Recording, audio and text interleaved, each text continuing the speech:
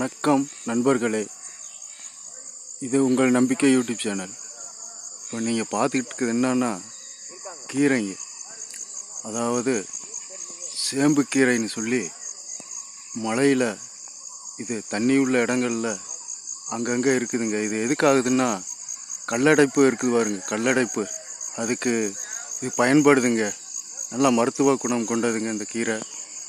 உங்களுக்கு தேவைன்னா கமெண்டில் சொல்லுங்கள், இலவசமாக கொடுக்கப்படும் நண்பர்களே. கமெண்டில் சொல்லுங்கள், இலவசமாக கொண்டு வந்து தரப்படும் நண்பர்களே.